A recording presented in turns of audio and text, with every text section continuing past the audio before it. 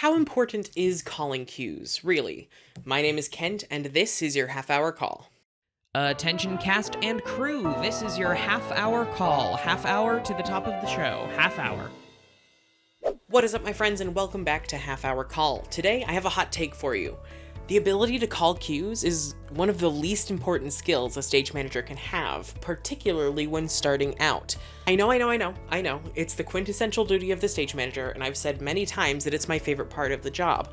All of that is true, but in reality, depending on what industry you're working in, it's just not that critical. Let's take my career so far for a minute.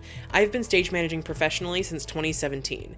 I have only had to call 2 performances over headset. Not productions, performances. That's not to say that I'm not a good show caller, particularly complex musical sequences are one of my strengths. It's just not a skill that gets used that much, and let's break down why. First off, in regional theaters with chronically understaffed stage management teams, the production stage manager is generally going to call the entire run except in the case of an emergency. In fact, if you're a non-equity ASM or an intern at an equity house, on most agreements, you cannot call performances unless you're put on a temporary replacement AEA contract. So you probably won't call a show until a bit later in your career when you're a PSM, at which point you will have been on headset for hundreds of performances.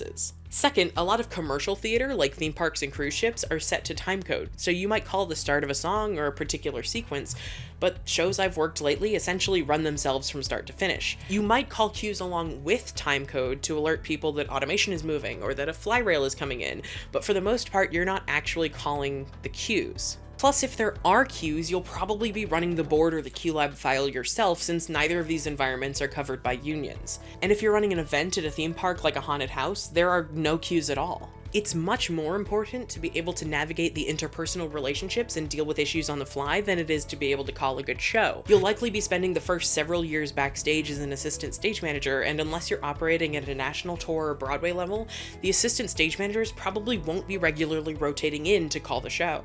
All of that said, don't neglect the skill. It's a lot of fun, and the first few times that you call a show professionally will probably be in an emergency situation anyway, so it's good to have a solid grasp of the concepts, but in my opinion, it is more important to foster soft skills and well-rounded technical knowledge. Also, for what it's worth, I've never been asked to demonstrate my calling ability in an interview, but I am always asked about how I deal with and interact with people. What do you think the most important skill for an early career stage manager is? Let me know in the comments down below. Thank you so much for watching, liking, and subscribing. My name is Kent, and this has been your half-hour call. Find the perfect gift for the stage manager in your life at the Half-Hour Call store, now with free shipping on all domestic orders. New products added frequently. Visit KentJamesCollins.com/store to shop now.